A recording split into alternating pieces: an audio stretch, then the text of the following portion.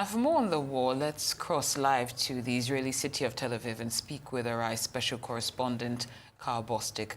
Karl, great to have you on the program. Has the visit by the U.S. security advisor to Israel narrowed the gap between Israel and the U.S. on how the war is being fought and plans for Gaza after the war? Good afternoon. Well, we're now into the third month of the war. It's now been 10 weeks since the war started with that horrible tragedy, that massacre on October 7th. And since then, Israel has been waging really an all-out war against Hamas. The U.S. is Israel's best friend.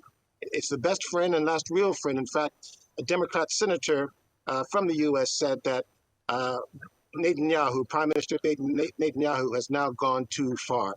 What he's referring to are the consequences of this all-out bombing. 85% of Palestinians now displaced, 1 million on the border of Egypt in Rafah. The UNWFP World Food Program is saying half the Gazans of 2.3 million people are starving. 9 out of 10 do not eat every day. It's just a catastrophic crisis. Again, keep in mind, Gaza is only about a quarter the size of Abuja. And that mass displacement to the south, they're now in an area about an eighth the size of Abuja. And so the intention of the trip was to tell Israel and say, listen, we support the goal of eliminating Hamas, but you need to be careful because the civilian damage is just too great.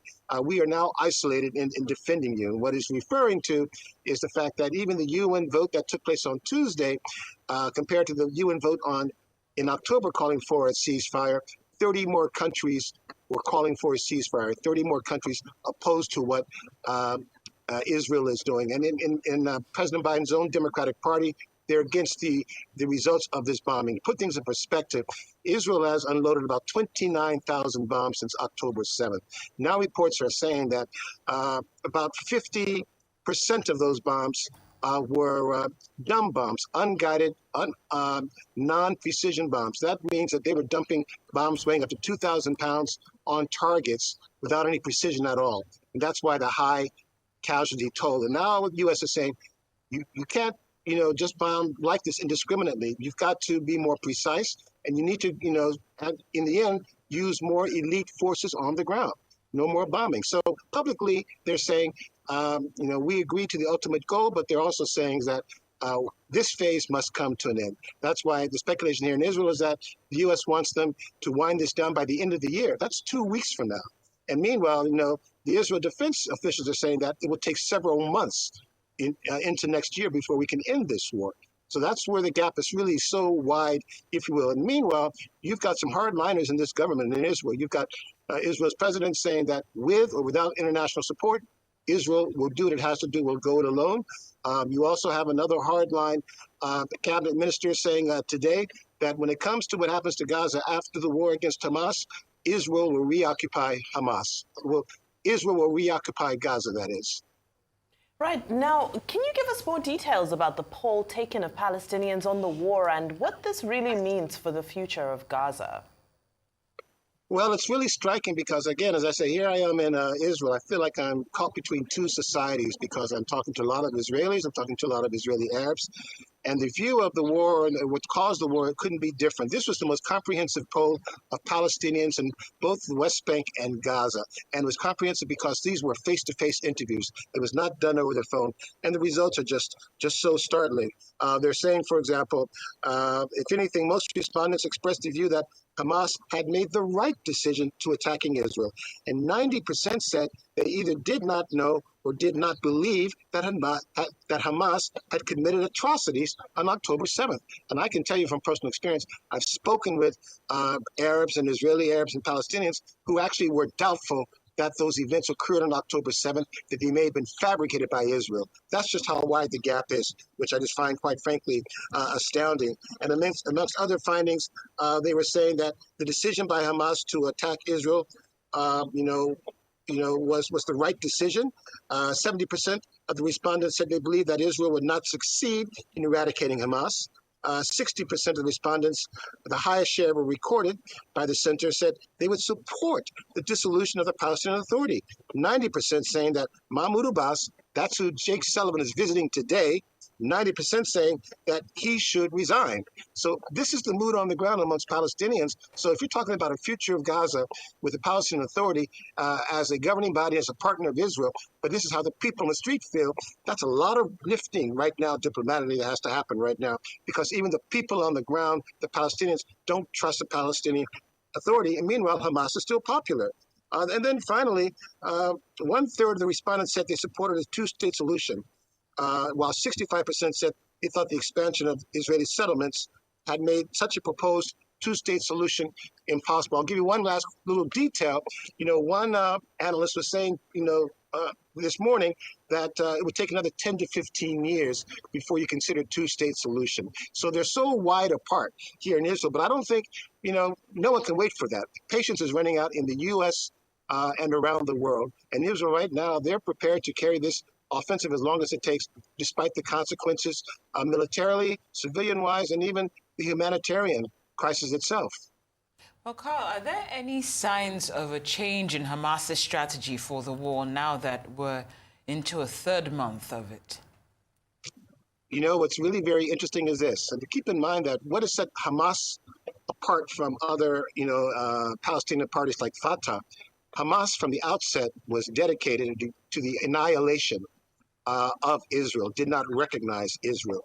The reason why Fatah, was, the dominant party of the Palestinian authorities, because Fatah had officially recognized Israel's right to exist and renounced the use of military resistance against Israel. That's why you had the Oslo Accords that Yasser Arafat, the then Palestinian leader, agreed to at the White House in 1993. That was the deal. That was the agreement. Hamas never recognized that. That's why Hamas and Fatah were bitter enemies. So now things have come 180 degrees. Now we're hearing 2 days ago, the political leader of Hamas, Ismail Haniyeh, who is in Qatar, saying that we support the PLO position. We are open to all ideas and initiatives because we will accept the PLO position. I mean, that's just incredible to hear. And then you're having another senior official from Hamas saying that that Hamas should recognize Israel if this is a way to end the war. So how do you read between the lines? Reading between the lines means one of two things. It means that Hamas wants to be a player, a partner in the future of Gaza after the war. They want to still be the governing body. They've been in power for 16 years. But anyone here in Israel, they will tell you, after what happened on October 7th, they want nothing to do with Hamas at all. They want no part of it. And if it goes that direction, they'll reoccupy Gaza. That's where we're at right now. We actually have political leaders singing these soundings, but then that has not been communicated to the people, the Gaza leaders like Yahya Sinwar in Gaza. In fact, the U.S. is now saying that Hamas leader in Gaza, Yahya Sinwar, that his days are numbered. Numbered in part for many reasons, not just October 7th, but because many of those killed were themselves U.S. citizens. Right. Now, of course, speaking of those who are affected by this, so we're getting more revelations about the fates of those taken hostage. Can you bring us up to speed on this? Well, what's interesting also is this. Every day those numbers keep changing. I mean, you hear that now more than 130 hostages still remain in captivity in Gaza. Well, it's kind of really an interesting sort of a number because at the same time, depending who's saying that, they also put hostages as really including hostages who may not even be alive. In other words, those could be bodies. That's why Hamas, in one proposal, they wanted to exchange 7 elderly men with 3 bodies as part of a hostage release plan.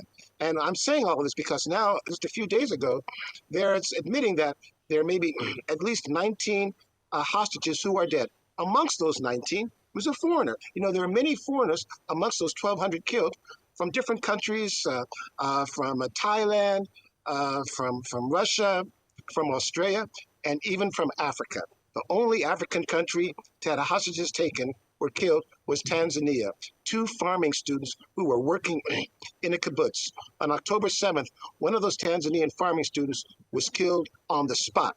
The second Tanzanian student, Joshua Mallet, he was taken into Gaza, said, I'm not Israeli, I'm not Jewish, I'm African, I'm Tanzanian. He was held hostage and he was killed in Gaza. And Tanzanian government and his parents sent heartfelt pleas for him to be released. And only now, the other day, Israel has officially confirmed that Joshua Malik, 21 years old, a young Tanzanian who wanted the experience of working on a farm or kibbutz in Israel. He worked on a dairy farm. He was kidnapped, taken hostage in Gaza, and then he was killed.